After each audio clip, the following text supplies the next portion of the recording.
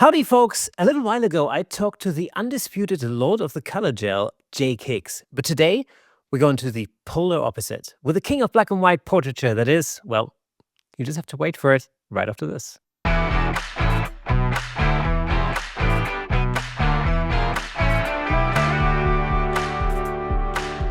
Welcome to Camera Shake, where we bring you the insider scoop on all things photography and videography, giving you a unique opportunity to stay ahead of the curve. As always, I'm your host, Kirsten Nuts, and before we get started, I've got one thing to ask of you.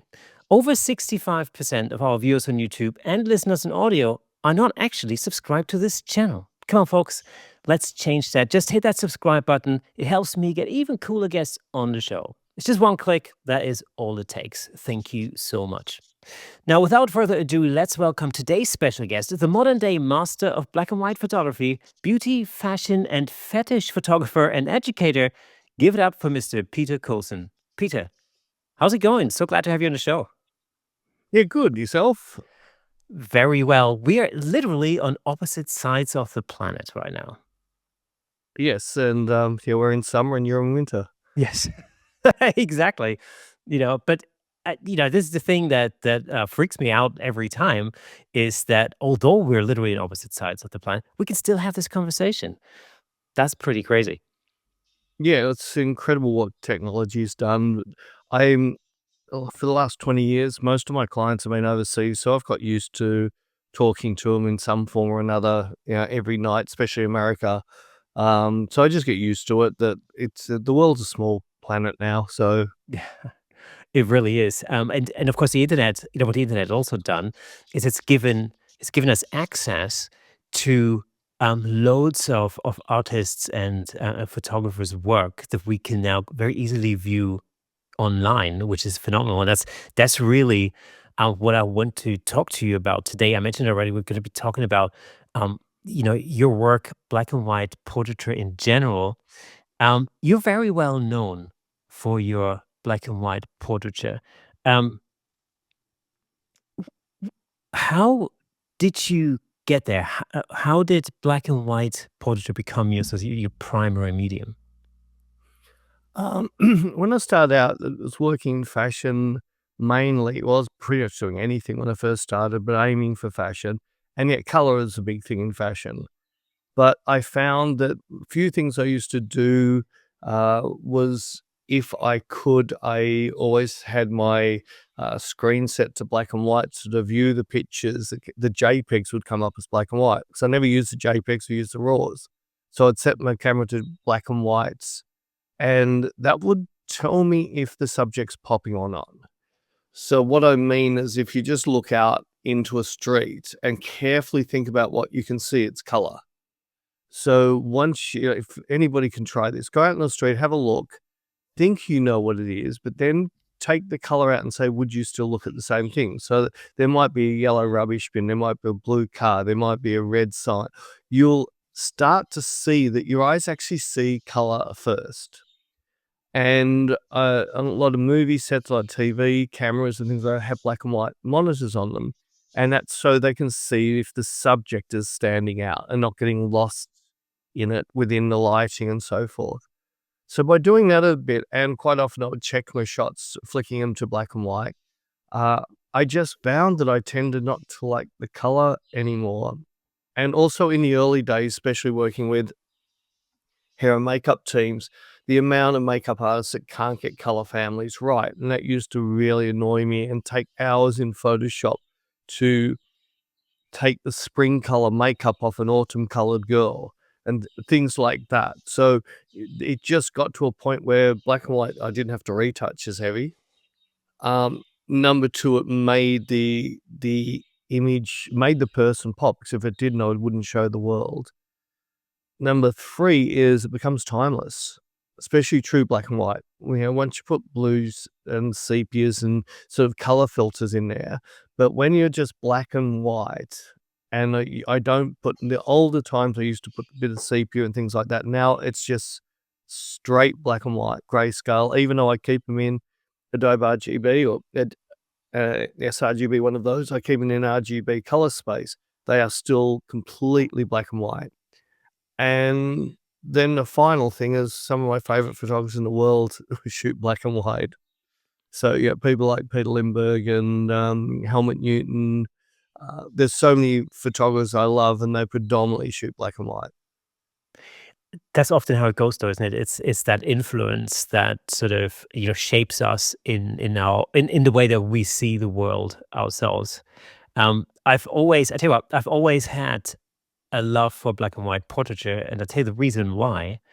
There's two reasons. One, my dad had a photo book, and I actually can't remember who the photographer was.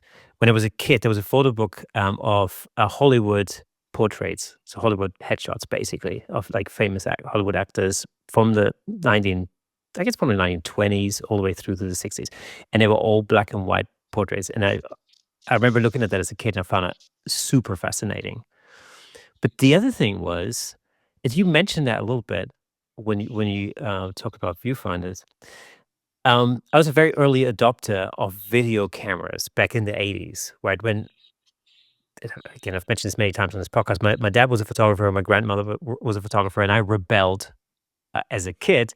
And I thought, video was the thing. You can make pictures move. Awesome. But the video camera that I had a black and white viewfinder.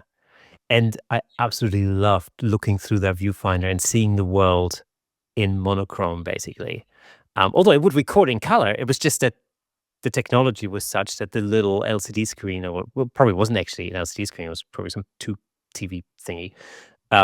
It could just render it in black and white. So that's how it went. Um, do you see the world in black and white? Like, I mean, do you, how do you approach it? Like, when you look at a model or a setup or a scene, does your brain automatically convert it into black and white? Pretty much. It's sometimes I get to a place where the colors are just to die for, and I feel sometimes bad taking them to black and white. We're just in New Zealand in this incredible redwood forest filming. But I look at the video, which is in color, and I look at the stills are in black and white. I still go straight to the stills because the color takes over the picture. Whereas once I go to black and white, the actual subject takes over the picture. And I think a lot of the times it does come down. Every now and then I did a shot with a yellow Tarantino t-shirt on, and you can't turn that black and white. I've tried. It needs the yellow from Kill Bill to be in it to tell the story. But most times I find that, there's a color version because I shoot everything in color, and it's something I learnt quite a while ago, but didn't quite take it on when I was shooting film.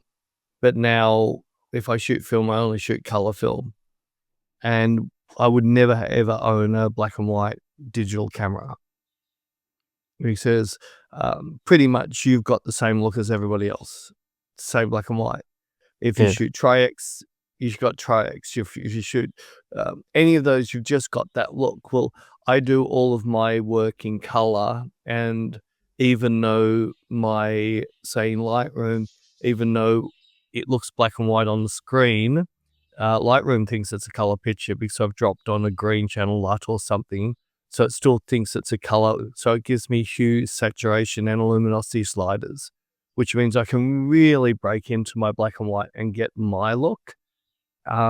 Whereas if I just shoot film or if I just shoot a digital black and white camera, I've only got that look. I can't vary it depending on the scene. Sometimes I like to push the blue channel hard. If I'm in a black and white camera or I'd have to put a blue filter on, but it doesn't give me the choice afterwards to change my mind. So when you're at the picture taking stage, like doing the shoot, have you got your viewfinder set to black and white, and does the image pop up on the screen, like let's say for tethered, in black and white already, or are you actually shooting in color and then converting in post? All right, so on my screen, so I can't with my Hasselblad because my Hasselblad's not a mirrorless. So I only see color of that. I can't even set black and white JPEG in that. So I'm stuck with that. But once I'm tethered, once I've got my exposure, I always set my exposure up in color because I need to see the red, green, blue channels. Then I'll do a quick convert to black and white. So they're still color pictures, but they're in RAW, come in as black and white with an adjustment layer, which means I can still use them black and white or color just by turning off the adjustment layer. With my Leicas and Sonys, with them, I definitely have my viewfinder set to black and white monochrome. And if I'm tethering also, tethering, say, with Lightroom, I can set up I've got a preset for when I'm tethering or when I'm just downloading. It's just, I have it like a neutral black and white preset, which black and white, a lot of people don't realize how much is involved in black and white. And I normally say the first thing you do to see how deep it is if you just go into Photoshop or Lightroom and flick it to monochrome, but you have a color card, you watch the yellow swatch will go darker. Well, that's not, hasn't brought the luminosity of the picture you were taking in. So I've built it's basically a complete black pitch black layer 000, and I've got it to blending mode as color. So all it does is take the color out of the picture, but leaves the luminosity as was shot. And I've got a lot of that sitting in Lightroom. So it gives me a very, very base standard of seeing all the luminosities of the color in the scene, but in a black and white version. That's actually a really interesting technique. I'm just trying to think. I mean, yeah, it makes perfect sense. Um, I know a lot of people would use things like, silver effects, for example, to Yep. convert into black and white. What would you think? What do you, what's your opinion on that? I know the guys personally. When I used to tour with Hasselblad, they were touring at the same time and all the shows and that. Yeah, really cool guys, great to drink with. Lo loved it when it first came out because I hadn't developed my own black and white skill. I still hadn't got my black and white look to where I was happy with it, whereas with their program, I could just go click, click, click. Oh, I like that. Yeah. But personally, as an artist, I'm against that. So I don't like action sets. I don't like all of those type of things. Even LUTs unless you're doing just a conversion LUT. I don't like them because you're putting somebody else's look on your work. And that's never gonna be your work then. You're just putting someone else's. So I much prefer every single picture gets treated on its own merit. So I don't have a preset black and white at all. Every single picture comes in, I'll do all my then I might apply that to the rest of the shoot, unless I've done a change during the shoot with lighting. But yeah, and I find my eye knows what I like, and just moving, but there it is, bang, I like that. Or I might want for this picture a slightly filmic look, so I might milk out my blacks a little bit, not have pitch black blacks. I might even take a bit of the whites off the top, so not have pure white whites. Make it a little bit grayscaley, blurry, messy, like some of the old films used to do. So yeah, I really think it's important as an artist that you are not clicking things down, which one. Like I do that with my red, green, blue channels and my mixing of those channels, because that's predominantly how I go to black and white. I'll do that, but that's still to see what's happening with skin tones.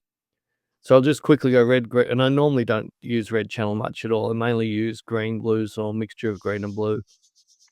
I'll just slide it. Oh, there it is. That looks really nice on her skin, or that might look really nice on that scene.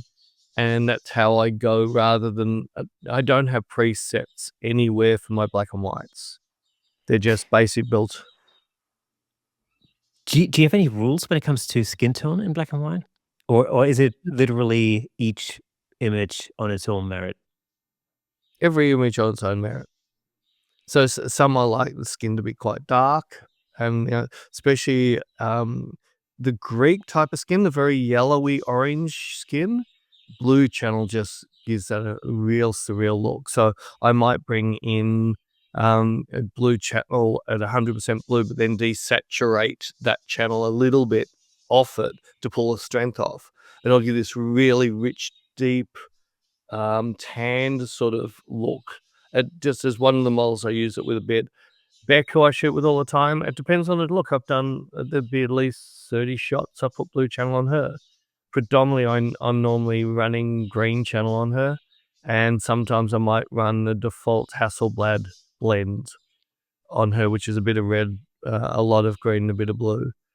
But again, I think it's really important because until you start understanding your look, it's really hard to get all your work to look like your work. That's actually something I was going to ask you because I know you shoot a number of different cameras. Like you mentioned Hasselblad's. I know you shoot Leica as well. You mentioned Canon and Sony. How different do these cameras react to, like, in that process of black and white conversion? Completely different. Like, I don't shoot the Sony so much anymore. I find it like it's an amazing camera. The menu system is terrible. Um, can't stand. It's the worst menu system of anybody who Fuji be close, I think. But both of theirs are terrible. The Leica, I enjoy shooting. It feels good in my hands. Got a massive viewfinder. It's got one of the few things that most of the camera companies I hate because they don't do it. Has a proper overexposure alert that you can tell where to go off. So I have that set to 245 in camera.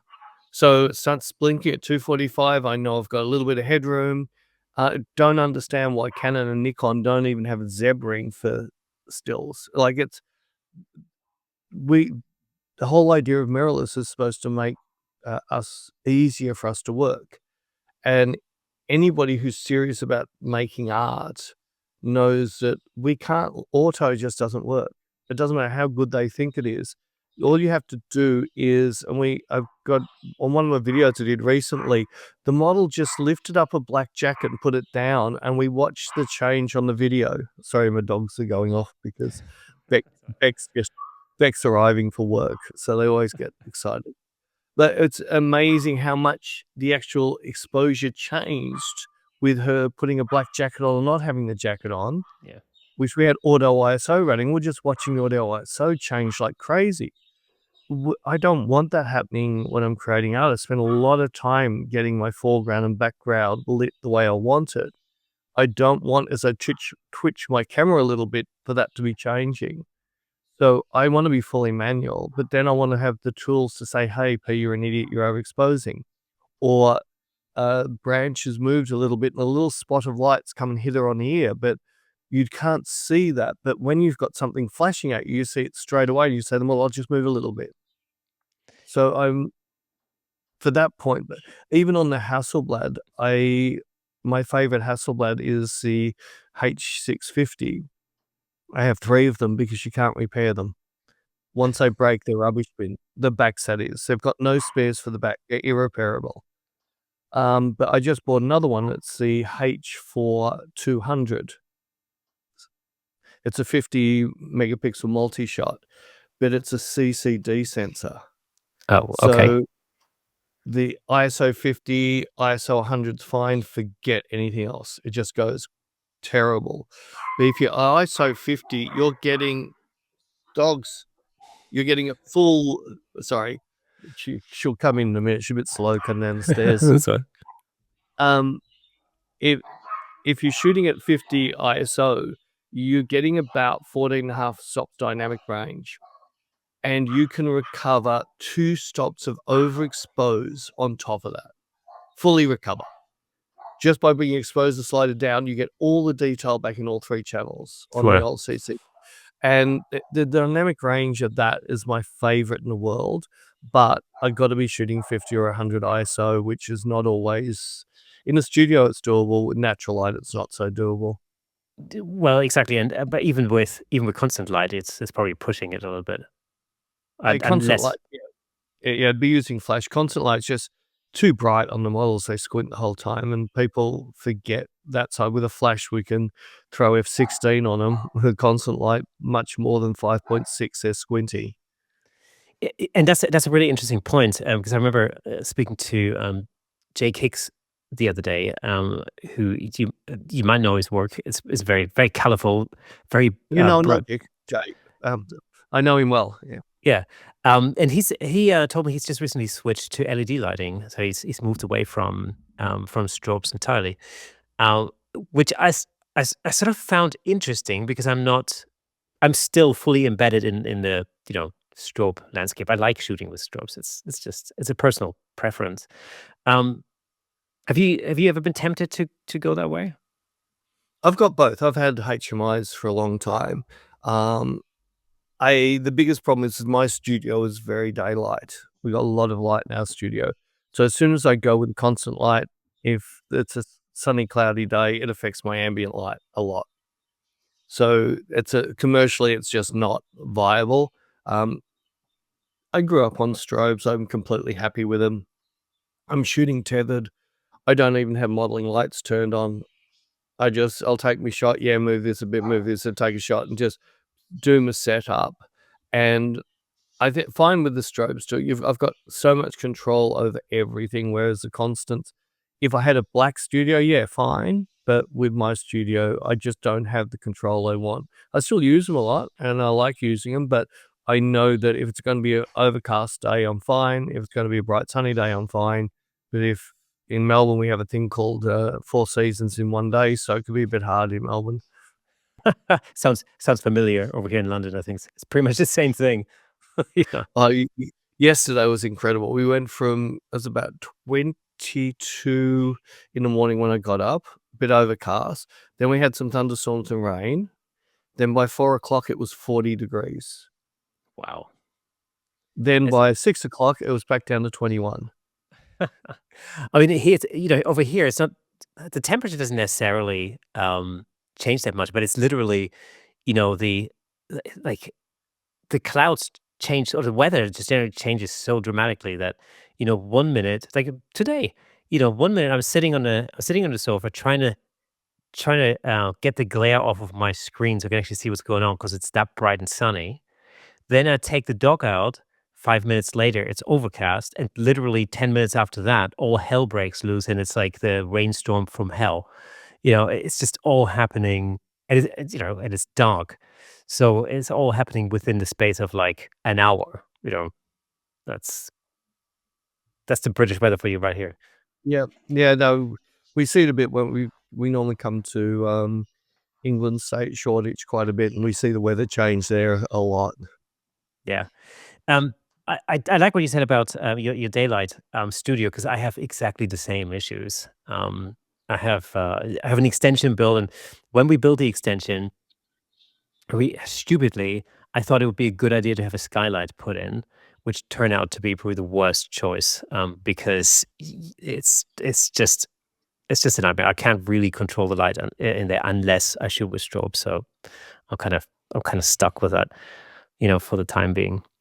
Um, Well, I've got 3 skylights, and I could put some screens on rollers and pull them across, but I'm using them all the time. I love it when a client goes, "Yeah, we'll shoot natural light today," and I just use the windows and the skylights and situation. So I really enjoy working that way, just with natural light, not even scrims and natural light.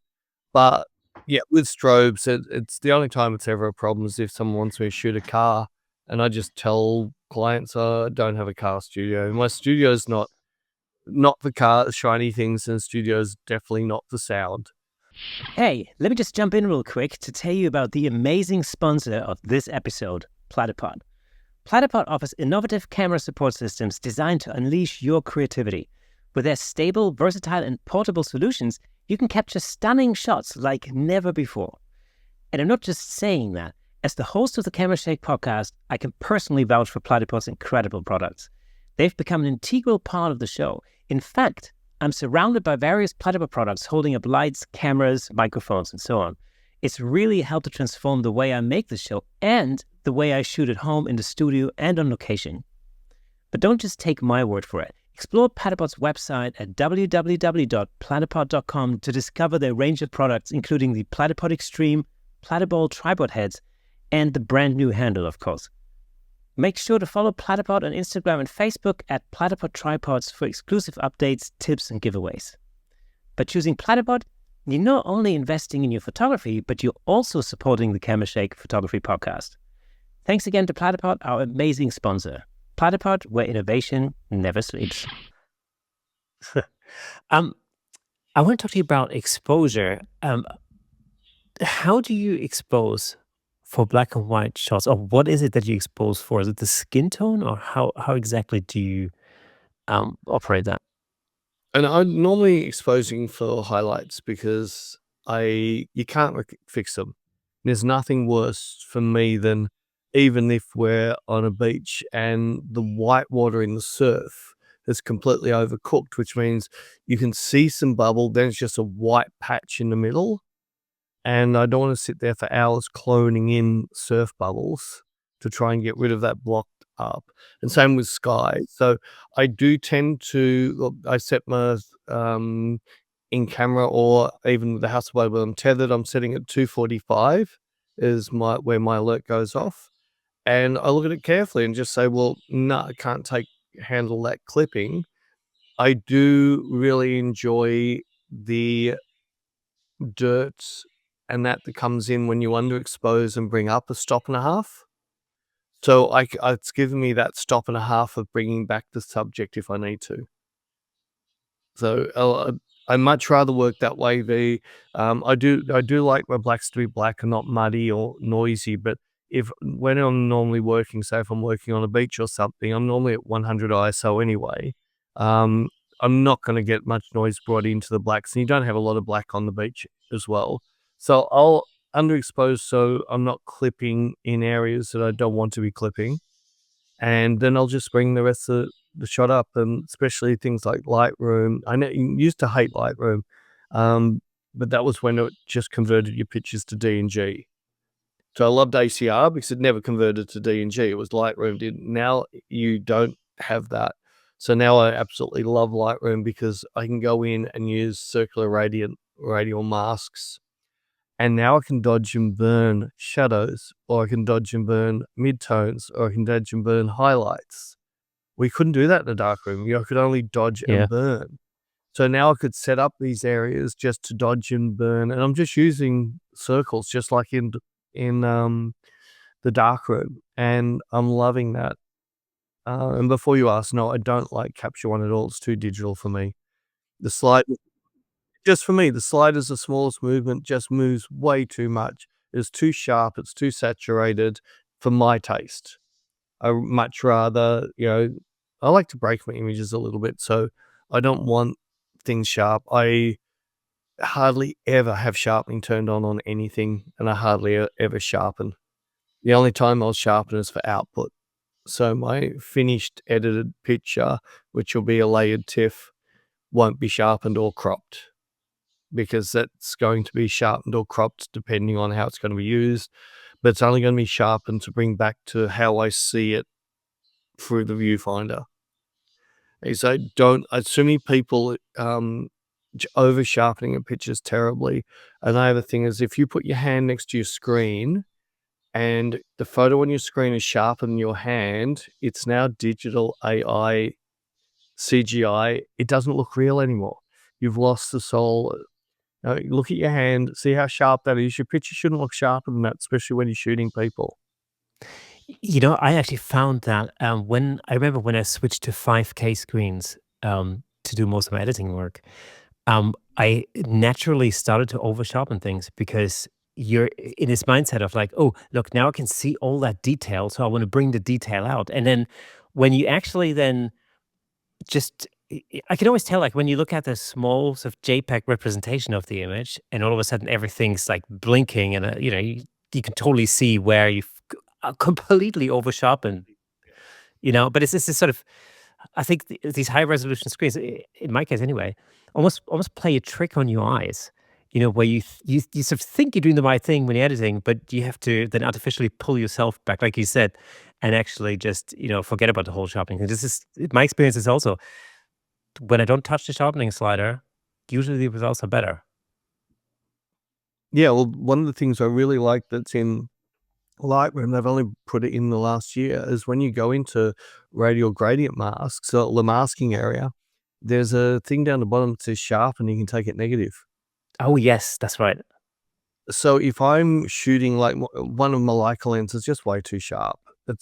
it's too sharp for me. Beautiful lens is too sharp. I hardly use it anymore. But if I did, I would throw that on the face and then bring it back to 48, 50% minus, and it would just take that crispness off the face and off the skin.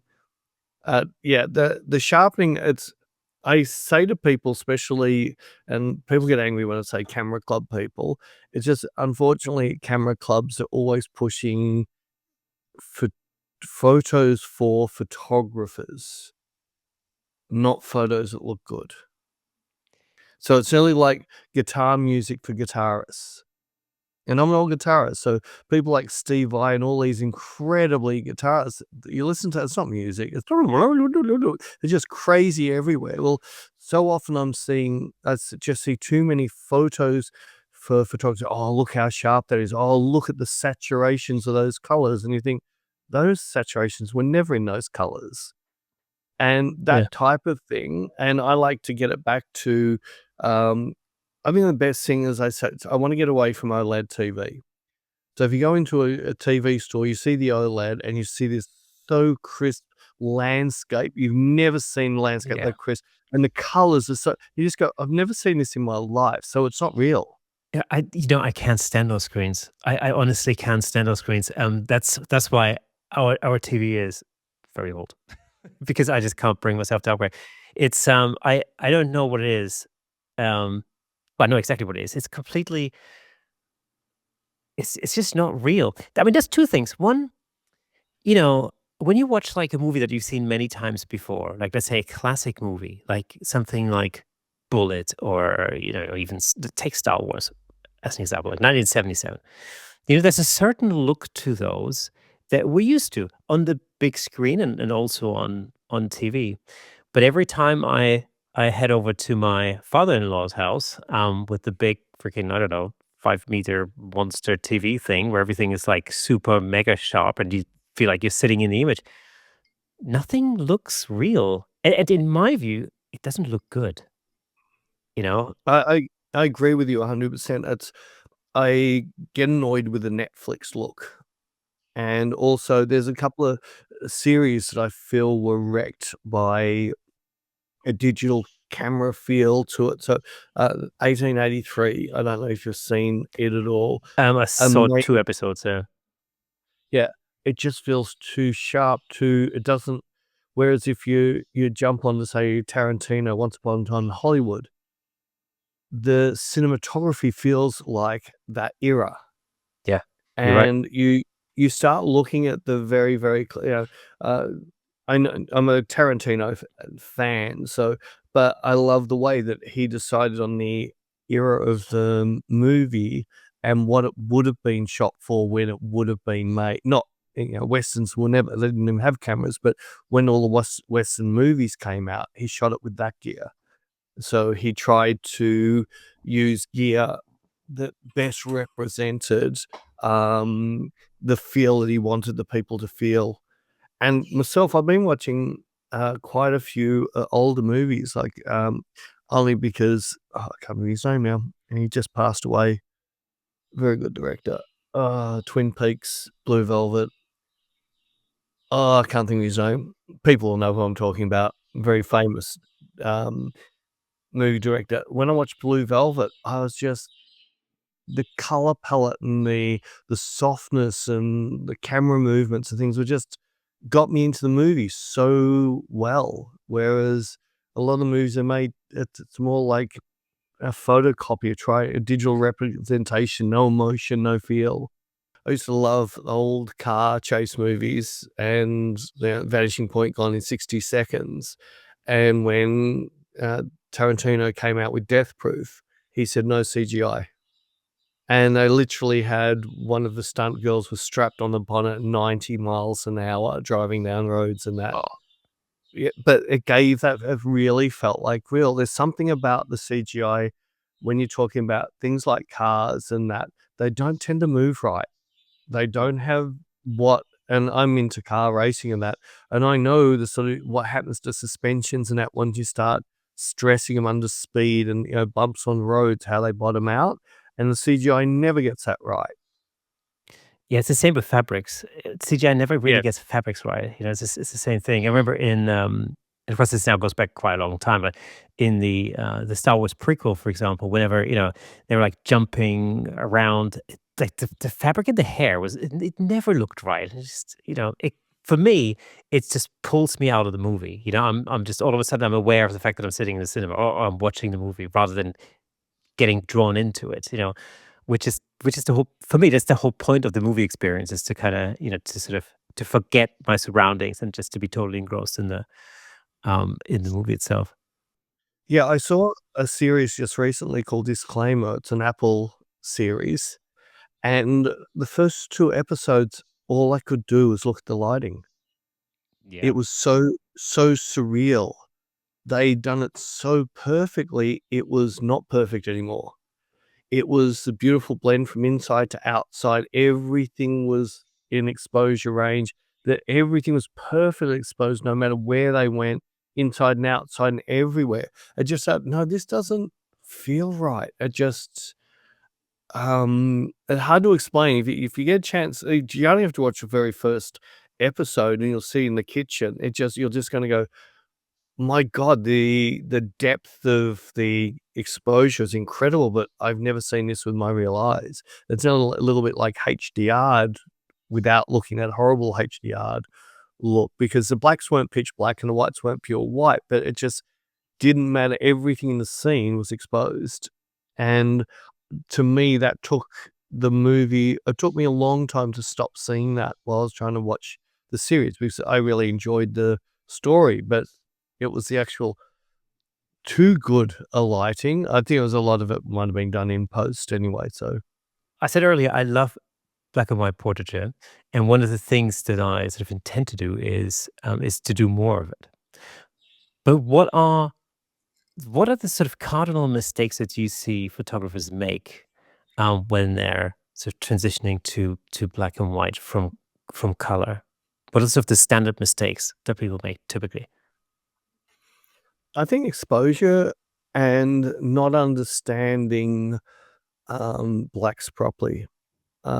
And it's amazing on when I'm running workshops, I show photographers about black and white. I'm talking about white as in 255 and black as in 0. And then I show them at 245 and at 14. Without having a reference, they think 245 is pure white. And without having a reference, they think that 14 is pitch black. And that answers the thing a lot of people say, how do you make your black so black and keep detail? I say, well, they're not black, they're 14. Right. Very little of my images are hitting 0. They're up the scale, but because you don't have a pitch black 0 reference, it looks pitch black. And I'd say that's the biggest thing I see is, I'd say the things I see most people getting wrong, especially in the early days, their blacks are just too black. They're blocked up. There's no detail.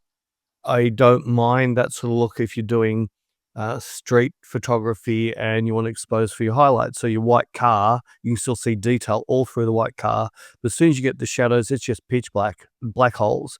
That's a really cool look. I don't mind that. But when you're shooting portraiture and people, you can't have their hair just going solid black. You can't have, if they're wearing a dress, it's black without detail, because then it just looks like a black hole. You don't see any of the threads in the dress. You don't see the pleating or anything like that. And I would say an over contrasting of the black and whites to, they think this is cool, but all they've done is really badly blocked up their black. So it just gets to a point and this goes pitch black, and with no transition, it sort of just steps off the cliff. I spend a fair bit of time um, on my pictures in my final stage of editing. I'll have a small up curve or a down curve, mainly an up curve, and also a down curve to bring areas of light, the mids down a little bit. But then I use a white brush at 1% flow to paint them out of the black areas. So you can never see the edges of my masks, because at 1% flow, you're just never going to see it. And I might put 3 of those down curve layers and just slowly bring my blacks back into the picture, but bringing the mids and others down So it's just a soft, it's only a single point curve. So I'm not touching the highlights, I'm not touching the blacks, I'm just pulling the mids and then painting that tonality back into the blacks. Do you approach lighting differently when you're shooting for black and white specifically? Yeah, I don't have to worry about color. Well, obviously. So yeah, from that point of view, if I'm using HMIs, and I can use, HMIs, LEDs, I can use whatever. And even though I can change it, they're nowhere near as worrying that, what I've done to the skin, because I can just look at it. Or if I get a bit more orange in the skin and around the blue channel, it's going to get the skin the look I want. And quite often in my retouching, I'll play around with my tint and my hue, uh, things like that, just to get that tonality in the skin just perfect. If I flicked it back to color, you must go, oh, yuck. So with the lighting, I'm because I've been a commercial photographer and doing quite big work in a very large studio, I do have very expensive lighting gear, as like the Broncolor Scoro packs. They're $18,000 Australia just for the pack. That's without lights. That gives me complete color control of the flash. So I can have one light set at 0.1 and one light set at 10, and then have it color corrected so they'll give me the same color off those lights. Whereas if I was using Allen chromes and things like that, and want to have one light really turned down and one light really turned up, one's going to be yellow, orangey yellow, the other one's going to be blue. So when you're working with color, that becomes a problem. When I'm working with black and white, it's not so much a problem. What role does white balance play when you're shooting in black and white? I don't do it at all these days. Because I'll play around with that in my raw adjustments, either on set. So, if I'm working with a client that I might have to supply color and black and white, I'll always do a color checker card in the studio. Uh, if I'm working with a fashion client that's after emotion, I won't, because I'll play with the color balance of that picture anyway. Like, it's fashion, we tend to go bluer with fashion. Portraiture or men magazines tend to be a bit more yellow-orange in the color palette. So whenever I'm working fashion, I tend to make the picture a bit colder anyway. So a lot of that stuff is done afterwards, but I still like to have a reference point for where I'm starting. So I have a sequence that I show on workshops. Is pretty much I get my exposure right on the subject. Then I'll bring a color checker card in, take a photo. I will adjust. I drop where I want to eye drop to get where I'm worried about the actual, like, what range. I'm not eye dropping around 128 halfway. I'm more eye dropping up around about 200. Because the whites are what I'm really worried about.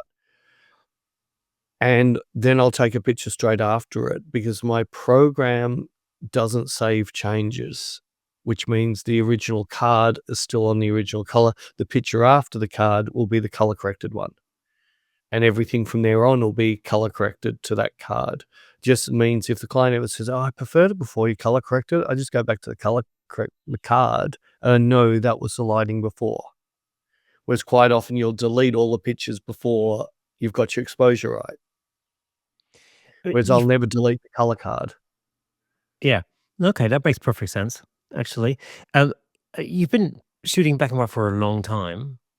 Has your approach changed at all, or evolved over time? The only thing is, it's always evolving. It is always going to be evolving. There's certain things I have the luxury of using Hasselblad focus, and there's a menu in there which is actually a Peter Coulson menu. It does something that most people wouldn't don't want to, like landscape photographers don't want it, still life don't want it, street photographers don't want it, but fashion portrait photographers want it. And Hasselblad made a bit of a slip up, doing a transition to fix some of the problems that their clarity and shadow fill sliders did. So there's a thing called V1, V2, V3, three different versions. The third version is for their new pieces of crap cameras. The X cameras, please don't anybody buy them. They're terrible. They've got They've got sharpening in camera you cannot turn off. Oh, okay. right? So who wants something sharper than real? And you can't turn it off. So I really dislike. I resigned as an ambassador when they brought the second X out. I just said I can't use this, and I don't have anything to do with it, because I don't want people to buy it because they think I support it. Because I hate it. So, like, the camera feels beautiful. The menu system's to die for. Everything else about it I don't like. Right. But with this system, I can use clarity on skin full. I can Right. slide my to absolutely full, because the clarity in V1 is localized contrast, no sharpening. Right. Okay. So it doesn't sharpen all it does is if it's something dark, it'll put a white halo. If it's something dark, it'll put a something light, it'll put a dark halo. If it's something white, it'll give a dark halo. Then you get you get this beautiful blotchy halo, which was an effect we used to do on large format film by over contrasting it with chemicals in the darkroom. And now I can get it with a slide of a thing. Same with the shadow fill slider, it will tend to halo around blacks, but not a fine halo, a big broad halo, which is just this beautiful uneven vignette goes on the picture. So with that, there's pictures that I love with that, and then there's other pictures I don't like. But for a while, I got stuck into putting that on every picture, but I've grown out of that. That there's pictures that need it, and there's other pictures that don't need it. It's always this thing when you realize, something new, you go You all overuse in it. and then you totally overuse it, yeah. And then you have to get I mean, it's the same. I think, uh, it's the same thing when people first start out in Lightroom, there's a number of sliders that are way overused to start with, and then, with Dehaze. yeah, dehaze, exactly, yeah. So the dehaze slider, yeah, and then, with experience, you're able to tame yourself to a point. Um It's really funny with the haze, I did the opposite. I was in New Zealand, we were shooting sort of a ghost scene. I dehazed the full the other way, Yeah. and then brought up my blacks, and oh my god, it gives this beautiful surreal glow. It's, like, incredible. It's like old-fashioned film. So, anybody who's playing with dehaze, try the opposite. Take your dehaze negative, and then bring your blacks up, and it gives a whole new look to it, especially if you wanna get that sort of filmy glow burst in it. But it's all those things, yeah, but don't overuse it. Use it once and then go somewhere else. And, also use it creatively, like you mentioned. Often it's, doing the opposite of what you think you should be doing can actually yield some really interesting results. That's always the thing. That's why I would say, like, it's I get these sort of questions all the time. And like people are talking about, been watching this video, this editing video, and I'm doing this thing and another. And I always say like, well, it's always well and good watching these videos and learning that way, but actually just, just experiment with it and try out different things. And you might actually come across something that you like. That's certainly how I've learned originally, when it comes to Yeah, Lightroom. I've learnt little tricks off other people's videos, Yeah, and absolutely. I'd never heard of solar curve until I think when I was Scotland. Someone at Scotland told me about solar curve or zigzag curve. Never heard of it. I don't know if Mm, you know what I'm talking about, but it's putting a zigzag in a curve, right. like full when you turn it on, it shows you all your dust spots. It's incredible. Ah, It okay. instantly shows you if any it's on if you typed in zigzag curve, or you should be able to find it under solar curve if you put Lightroom next to it. There's 5 or 6 people who've got demos. It's really quick and easy to do. It's now in my action set I use myself, so it's just there as a turned off layer, and if I just want to see if we've got any dust spots, click it on, it'll just show up straight away. So it's really handy for that. Little things like that, I found really useful, but I'd say the most useful thing I ever learned was there was this amazing video. It was 4 hours into 4 minutes. That's what it's called. Angelina Jolie, 4 hours into 4 minutes. And it didn't have any talking, it had a bit of crappy music over it, and it was sped up, and you watched a retouch of Angelina Jolie, a 4-hour retouch done, in 4 like, sped up. I spent, I'd say, 8 hours on that video, slowing down, zooming in, looking at menus, and I taught myself how to skin retouch that way, because it is just dodging and burning with a very small up and down curve, like tiny up and down curve at 1% flows. And you build a couple of breaker layers, which means you might put a super contrast layer and maybe a down curve layer to make the skin look terrible. Then you clean it all up, then you turn those 2 layers back off, and you just go, and it works in color as well as black and white, because you're only painting it, you're only doing the midge with a small down curve, a small up curve. You're not touching either end, so you're only playing in the mids. And yeah, it's for high-end work, yeah, it can take up to 4 hours to do a face, but if you're doing a cover of a magazine or, a pose or a hero shot for a client, they expect that. They want something to be flawless but look real. They don't want it to look everyone using frequency separation, things like that. You blow them up big, they look disgusting. So with this, you can zoom in at 200%, you still can't even see your brush mark, but you can see hair on their skin. Yeah. So you can see fine hair still sitting on their skin. Yeah, I mean, frequency separation is one of these things. If done badly, it's the most horrendous thing. If done very, very well, it can be amazing. Like I remember watching Lisa Conley do a whole setup on like high end skin retouching, and I didn't understand any of it to start with. And it took me about a year and a half of watching. I think it was a creative life class, if I remember correctly. It was like hours long. Um, it's you watch it for the first time and you're like, this is like so complicated. I don't understand any of it. But after a while, you start to. It's like a Lego house. You understand little bits, and then it all comes together. In the end of it, you sort of have a complete picture of it. Um, but yeah, it's for me personally. I use those methods very rarely. It really just depends on what the image is. Or in real life, I shoot a lot of portraits and headshots in particular. And of course, with headshots, time is money, so to say. So it depends. It really depends on what the purpose of that particular image is, as to you know the delivery Well, now format. yeah. Now I don't think I've done a 4-hour retouch in maybe 5, 6 years. I don't have those clients anymore. The clients I'm working with are wanting more real. I still have I can clean up I can remove a pimple in dodge and burning. Yeah. Right, so I can still do it, but I don't need to go to the extent because I'm not working with clients that want absolute flawless. They actually wanna see it to look like it's real. Even though I might have put 10 or 15 minutes into some dodge and burning, it's just evening out shadows and toning on skin.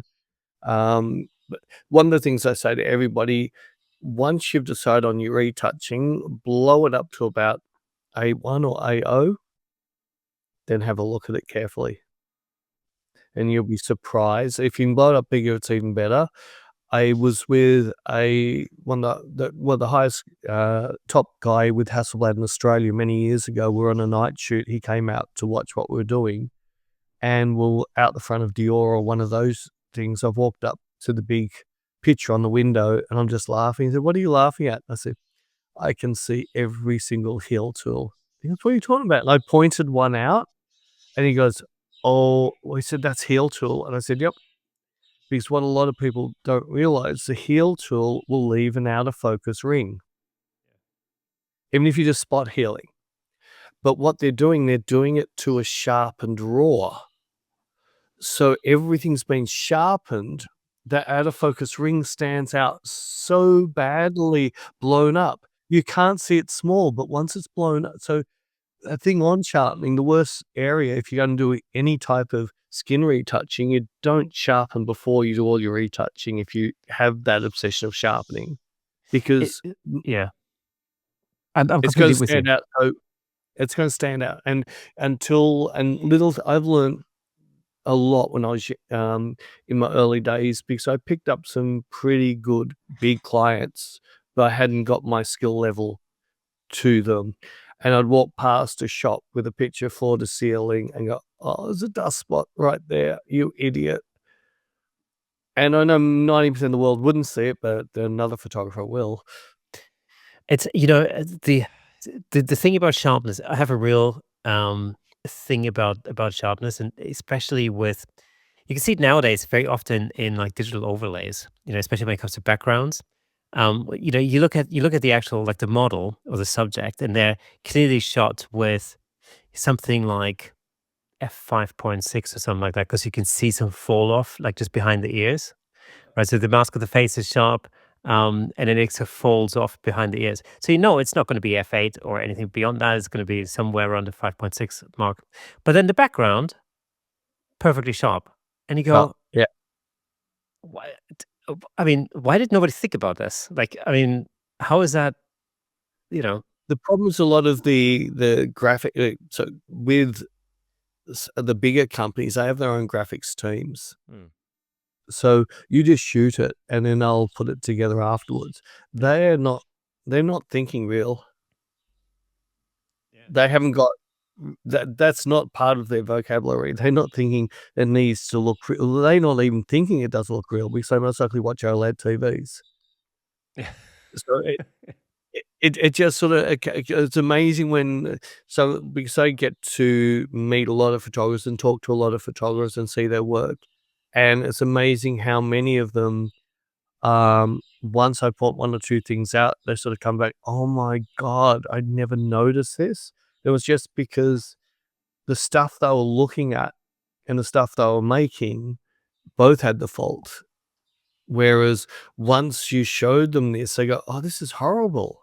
This is why my work doesn't look like a Peter Lindbergh or a Patrick Demichelis or all the big photographers that person loves." He said, "The pictures always look different to theirs, but they're not dropping backgrounds in. They're not there's yeah. all these things they're not doing that you've done, and if you're gonna do them, you've got to think carefully about how far that background's behind." And, yeah, some of the clever photographers I know, there's, Rob Grimm. He's a predominantly a, still life photographer who shoots a lot of whiskies and things like that. He would go out and shoot his background, and that'd be printed and then put in the background. Yeah, And he'd move it back and forth till he got the out of focus that he wanted. yeah. You see, he said it wasn't always he found this amazing bar. He wants, a bottle of bourbon sitting on the bar, but there's no way he'd known he could shoot it in there. But if he shoots the bar, he can go back and then build the set to have the bottle exactly lit the way he wants it and where he wants it. I find it with corporate clients a lot. So, I often work with corporates, and so the thing about corporate headshots very often is that of course their marketing team will use those headshots to replace the background and do whatever the heck they want with it. The thing that irks me always is when I'm not told that that's what's going to happen, um, because otherwise, I could just quite easily shoot for extraction, no problem. Like, Yeah, but I but need they to, did. Yeah, yeah, but I need to. This needs to be communicated, otherwise, yeah. She's got black hair and you put her on a black backdrop. Oh, well, so one of the things I was lucky that some of the early work I had to do a calendar for a hot rod and pin up brand, and they wanted a surreal thing. So in a way, if we dropped some backgrounds in but shot some of the stuff in studio, I always said to him, "I need the picture before I shot, so I could have all the light direction running this right way, set up my shadows to run the same way as what was happening in the background." We went to the extremes of, a car on the beach. We'd put, sand around all the tires. The tiki dolls that were sitting behind it had sand all around them, so it was an easy blend into the background. And it was set the lighting up so it's looking the same as the beach shot, so you can see the palm trees got the shadow there. We need to set up the lighting that way. And it became very, very easy to do. But I try and tell clients, unless I can see the picture you want me to drop, this is going to drop in on, it's really, really hard. It's going to look fake. yeah, that's the thing. And as you said, graphic designers don't necessarily think like that. They don't half the time don't think like photographers. Um, how do you like? Do you approach shooting with natural light differently, especially when you I'm thinking in black and white terms. Do you approach that somehow differently from shooting with artificial light like strobes? Yeah, because the strobes, I can do anything I like. I can't tell the sun to move. I can't. the client might want this background, and I'm just saying, well, the sun's coming straight down, the girl's going to end up with raccoon eyes. In a studio, it's really easy. I can set up to have that background and this lighting, but when we're just using natural light, I spend a lot of time seeing light and finding light. And on some of the workshops especially, I basically have 2 areas which I say, these are the only 2 reasons you come to do the workshop. I need to teach you how to see light. Everyone's heard of the word "see the light," and 99% of the people who come to the workshop say, "Yeah, I've heard it, but I've got no idea what that means." And I show them, and it's amazing. They just go, "No way." I said, "Yeah, we're not seeing the light, we're seeing the damage from the light. We're looking at the shadows." Now, lots of people have the bags under the eyes thing. It can't be fixed with makeup because it's not actually, it's smooth skin, rough skin, smooth skin. The rough skin creates a shadow if the light's coming from the wrong direction. So we need to get the light coming in on the right direction, which fills in the bags. And I start off normally putting them into a baggy type situation, then just ask the model to lift her chin up slowly, and all of a sudden the bags disappear. And I said, see? All the imperfections are only there because if the light is showing you, we need to adjust the angles or find things to bounce off. Like we might need to be on near a white, there's a white building over there. We'll put her in the shade, let the sun bounce off that white building, come across the street and light her more to fill her bags in, or cranky lines. And that manipulation, I spend a lot of time on that to start with. Nothing for me to spend 5-10 minutes walking around the model, chin up, chin down, till I find that perfect light. Whereas I don't need to do that with strobes. I just put them where I know they need to be. Um, what's the most important quality of light for you? Clearly in black and white, it's not color. No, full sun, Full sun. middle of the day. Right. Beautiful. So when every other photographer, and when we run our natural light workshops, we run them middle of the day, and we keep our fingers crossed for full sun. And everyone says, "Why would you do this?" I said, "Because it's the best light. Look at all the top fashion photographers. That's when we shoot. Because if we have light, we can manipulate it. Once you've got that overcast, think about it carefully. Overcast is not a big softbox. There's a big softbox over your head. Right? So you're going to get panda eyes, aren't you? Because that big softbox is same intensity everywhere. And because the heavier that cloud cover is, the less bounce you're going to get. And you can spin the model 180 degrees and nothing changes on their face because there's no bounce light. So what I have to do with heavy overcast days is do a trick that they used to do in the 20s, 30s, 40s, is with an L board, which is a black board on a stick. So it covers the top and covers one side. Oh, You yeah. bring that in and you stop any light from coming from 2 directions. So you can control any light that is coming only to come from the direction you want. So finding doorways, pushing people back into doorways to stop any light coming from anywhere except in the door. Then we can have less light. But every single workshop I've ever done when we had a full sun day, the people just shake their head, cannot believe the picture they've got. And I'm talking also in middle of full sun, standing on a driveway, I'll show them how to manipulate that to work. That's interesting because obviously conventional wisdom would say, that's probably the worst time of day to shoot in, and that's the one time to be avoided, as opposed to the soft lighting of like cloudy, overcast days. But there's no direction, and that's the problem. Yeah. It's just like you've got to try and light with your whole roof as a glow. Right? Even over the whole roof. Where can you put them? You'd have to turn their head up to the light to stop any raccoon eyes. And you can't, bringing reflectors is not strong enough to bounce back in. And that's the problem. It was so funny. One of the early workshops I did was in Zurich, and every time I've been to Zurich, we pretty much had overcast. And this particular day was so heavy overcast. And there was this beautiful park, and there was also some government housing concrete buildings. And I said, "Look, we'll walk our way over to the park, but let's start at these government housing buildings." They had little walkways through them and stairwells, and it was very sort of nook and cranny. And we got in there, and there was some horrible graffiti on the wall, like, I mean, really poor graffiti, like a penis drawn. Nothing cool. It was just crap. And I'm setting up these beautiful models, and I'm sitting there in the most ugliest position in the world with the buildings. But then I just worked my angles so you couldn't see where they actually were. They had beautiful light, and they were all saying, "I can't believe how good the light, the pictures were coming up." I said, "All right, so there's a park down the end, and it's got flowers in it." So I said, "Go over there. I'm not going to take a picture. I want someone to set up a shot."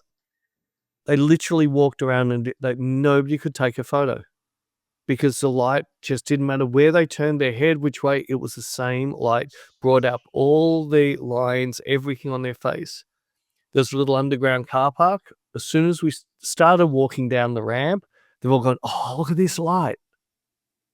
And it's we had to take any light away and create directions of light. If you think about it, if you just put a bare bulb on where it's going everywhere, you're not going to light very often with that.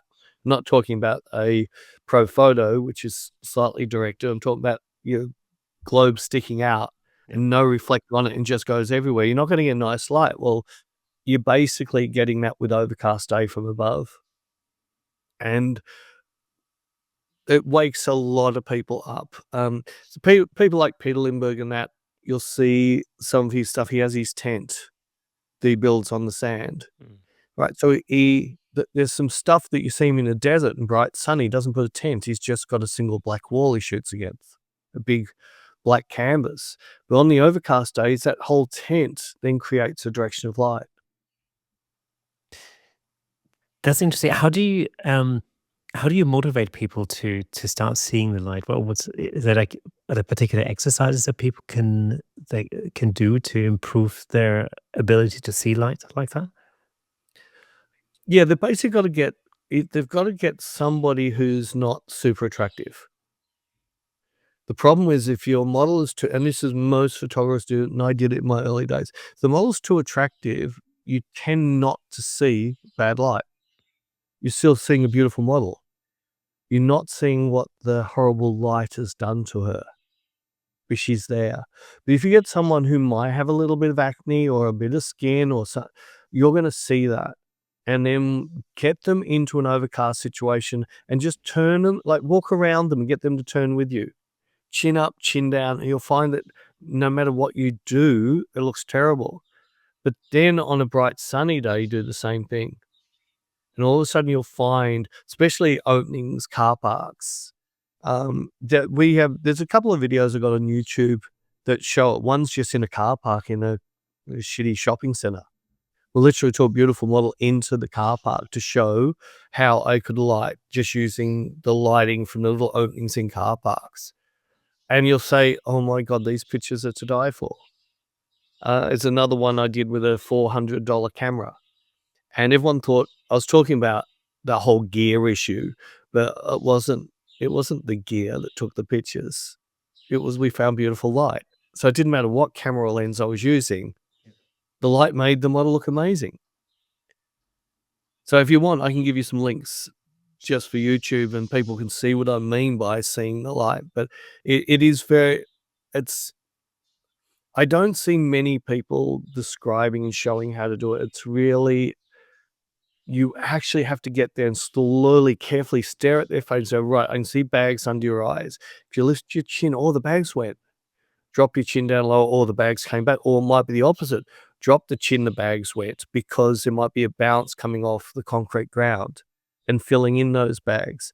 And when you start to find that, then you can manipulate where you're going to put them so they're not chin right down or head right up. You'll find an area which evens out, maybe clamshells the light a bit so you don't have a problem. Walking them in and out of a doorway. So if you got a doorway and then outside's very bright, and it could be lights coming from behind them over the house, so not in through the doorway, and you just walk them up the doorway, the hallway, and you just watch. There'll be a point where they just glow. So I'm looking for those sweet spots where all of a sudden she steps up really slowly, or bang, she just popped. And that's what I call seeing the light. That's it's actually super interesting because what I find on workshops, often this is like I teach studio lighting workshops occasionally, and especially when we have a model there, I find that one of the biggest hurdles for photographers, especially amateur photographers, very often is that communication part with the model. This trying out these things, getting them to turn their head, getting them to, allowing yourself to experiment a little bit and actually search for these things. Um, because there's often this barrier there where people often think like, oh, I don't want to, you know, give too many directions or so often I feel like it's the communication part that's holding people back and actually making those discoveries and taking the time to look for those opportunities in the light. I I work I work on a few ways is, um and some of the photographers that come to our workshops or hear me talk think, "How do you get away with that? Why is that model haven't walked out on set?" Because they've got up that morning, they've looked in the mirror and go, "Oh, look at the bags." So when they come out, say, "Don't worry about bags, I'll fix that with light." So forget, I can see the bags there, I'm gonna find better light to fix it. They're so happy with it. It's like if they've got a cyclops, a pimple in the middle, I say, "Yeah, I can see it there. I'll fix it with one click. Don't put heaps of foundation over it. You'll make a mess of your skin. I'll remove that really easy. Leave it as is. I can see it." And the models are more relaxed that you have seen something that they don't like and you already know how to cope with it. They're not going to get a picture back with it still sitting on their head, or they're going to get a picture back with deep bags. And we had one girl in America that it was more like a scar tissue under her skin created this line through her cheek, and she hated it. And I just manipulated her around in front of people and said, "Look, it's gone." Everyone's gone, "Wow." And I took a picture and showed her and goes, "You're the first photographer that's ever taken a picture that I haven't had that on the face, and you didn't even retouch it." See, she was looking at the back of my camera. Yeah. So they, um, I learned so much in the early days. I had one model that I'm really good friends with, still shoot with her today, 20 odd years later. She made the comment after we'd shot that I was the slowest photographer she'd ever worked with. So next time I worked with her, I said, "I'm going to speed up." She goes, "Don't you dare." I said, "They were the best photos I've ever had. Take as much time Mm. as you want. I'd rather you take 10, 15 minutes getting it perfect." Most photographers, I'll walk in there and they go, "Stand there, click, click, click, click." And she hates all the photos because they set it up on a mannequin beforehand, but the mannequin didn't have the skin texture or didn't have bags or didn't have a cranky line. So they've set their lighting up to something that's not the subject's going to be. And then they've just fired away, and then their retouching skills weren't good enough to fix the problem. So then the models are not happy with those pictures. And to find exactly the same issue with something like headshots, I find this is again, this is like my mini rant that I rant on about virtually every time we talk about portraiture on this podcast. Is the fact that I hate doing like 20-minute headshot sessions. There's completely no point because nobody wins and everybody's going to hate the result. You know, Well, yeah, I've learned a skill for shooting with people, and it was really funny. I had one client that I was doing their shots for, and he rang his major supplier. He said, "Unless you get a headshot, I'm not buying off you again. So I cannot look at your webpage anymore with that thing. It looks nothing like you. I hate the picture. Here's his phone number. I will not put an order in with your company till you get a new headshot." So the guy's come out against his own will, but I'm talking about a big, like 50% of this company's work goes through this company. And he was right. The headshot was terrible. It's when the guy walked in, he looked nothing like the photo. So I got him in and I spent half an hour, 45 minutes setting up the light while he was there. I was just talking football, whatever. yeah. And then I said, "Yep, finally got the lighting right." I said, "Sorry it took so long. I just really want to get you a good shot." And I said, "Do you want to come have a look at him?" He goes, "But you were just setting up the lighting." I said, "No, it wasn't. Every single picture was already set up. But you didn't think you're having a headshot done. Yeah. Your face relaxed. You look like what you were talking about stuff you Yes. enjoy. I need that time." And yeah, it took me about 25 to 30 minutes just talking and clicking and talking and clicking to really get him relaxed because he hated the camera. And uh, the second last frame I said, "There's the picture." He goes, "Oh my God, it actually looks like me." So it's things like that. And one other thing for any um, up and coming parent who wants to have kids as models or kids that are photogenic, don't tell them to smile. The worst thing you can say to a kid in the world is smile. They will grit their teeth. They'll always hate the photo. They'll now get a negative feel about photography, which means they'll always look uncomfortable in front of a camera. You just make them laugh. Yeah, Don't that's tell them to smile from day one. yeah, it's the S word, that's Yeah, it's terrible because you get this like, it's like a raccoon in the headlight, basically. That's yeah, the kind of face you get. You know, yeah. it's just terrible every time. Yeah, but it's the number one tip I think always is like stay away from the S word. Like don't get people to smile. It's never a good look. Just like never photograph anybody eating anything because that's also never a good look. You know, Yeah, I don't get it when people book, photographers to shoot the reception of weddings. Once you're sitting around eating, you're not gonna get a single picture. that's exactly it. I mean, it's like, I mean, table shots can be fun when everybody's drunk. At the Oh, end. yeah, you go back at the last half an hour. Yeah, exactly. That's exactly it. Um, so what is your plan for the next year, for 2025? We're at the beginning of 2025. So what are your movements going to be this year? I'll still most likely be doing Europe and America. We normally go do that every week year. We've been doing 8, 9 week trips into Europe, normally around about start of your summer, May, June, July, that era, then to America in their fall.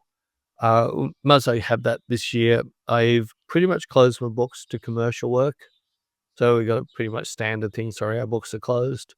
But I'll always look at everyone. If it's a client I've worked with before and they're fun and easy, I'll do it. I don't like working with art directors anymore. I don't like ad agencies anymore. That's all just not enjoyable for me. I don't need to do that type of work. I do want to get more and more back into my art, and it's really hard, podcasts, and we've got our YouTube channel, but we've also got our educational channel and we've got our workshops. I never went out to be an educator. It's not something I ever planned to do. It just happened because of Hasselblad. But I do enjoy it. I love seeing the light bulb moment. I love watching someone's photography really change a lot and see them get a soul into their work. I like helping people to understand it's not about the year, it's not about sharp, all those other things. It's about the emotion. But I also really enjoy creating art, which is both shooting my ideas as well as I've been doing some stuff where I'm printing some of my stuff on like hammer paper and that and overdrawing and overpainting it as one-off pieces. So even though I photographed them, so I've got a copy of it, that photograph will never be sold. So they're all just one-offs, and really enjoy doing that sort of mixed media type of thing. I enjoy doing one-offs, and I started shooting some series that are just one-off pictures. There'll only ever be one sold.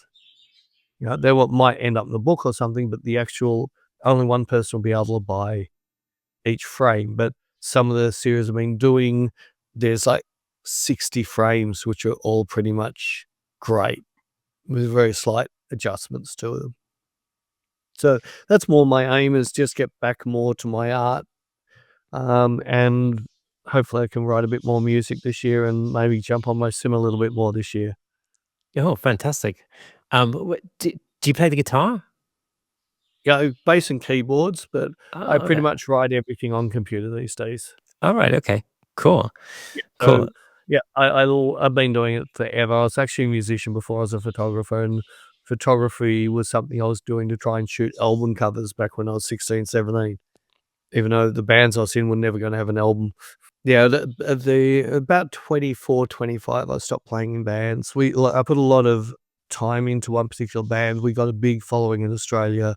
Then Sony Music signed us up and destroyed us. So Oh, wow. there was a lot of hard work put into that band. We built the band up from nothing to being sold out most shows that we did, and we hadn't even had a single or anything out. And as soon as they did, they just changed our sound. I was never a good enough musician for what I needed to be.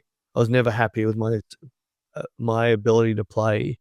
Uh, I was much happier with writing and producing, or a little bit like done more today, whereas give me a keyboard and give me a computer, and then I can write like crazy. I can play any instrument I like. I can make it feel like real guitar. I have one of those keyboards that Yeah. you slide your fingers all over just like a guitar, and um, I really enjoy that, but it takes a lot of hours, and at the moment, I don't have the hours to put in there, so I need normally 2 days to write a song.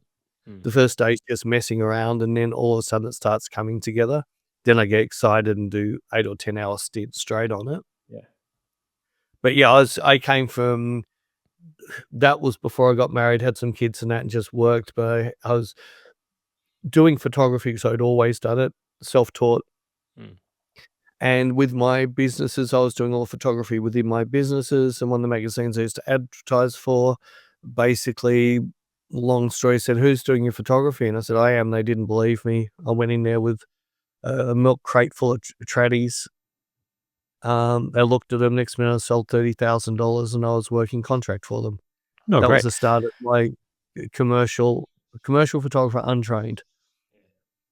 And then everything from there, when I decided I did a job for Columbia Clothing, through them, so it's predominantly fishing and that type of stuff I was shooting back then, and I just fell in love with the control in the studio, so next minute, instead of shooting fishermen, I was shooting fashion. So I actually first started shooting bands as I was only 16 years old. I pinched my dad's Mets and a Minolta with a big Mets flash Oh, on the yeah, oh, side. yeah, I know them well. Yeah, yeah. Yeah, so that's where I used to go, and because I used to have hair down my arse, so just short of 6 foot tall, stick skinny back Yeah, then, and they had the mosh pit back then was for the photographers. right. So I'd walk in with this camera that looked professional. It just they took me straight down there. Nobody asked if I was a professional photographer or not, and that's where I started, and I love doing that, but again, I it's not shooting bands is alright, but you only really need 1 song. You've shot the band, you can go. Yeah. You just basically, you know, 1 song, spend a bit of time on the drum, a bit of time on the guitars, you've got your shot, you just walk out. Whereas grabbing something and with bands, you're basically capturing. Yes, So correct. it's just how much you can foresee what's gonna happen or predict what's gonna happen. Whereas, especially working with fashion and portraiture, you're creating, you're making something Yes, happen.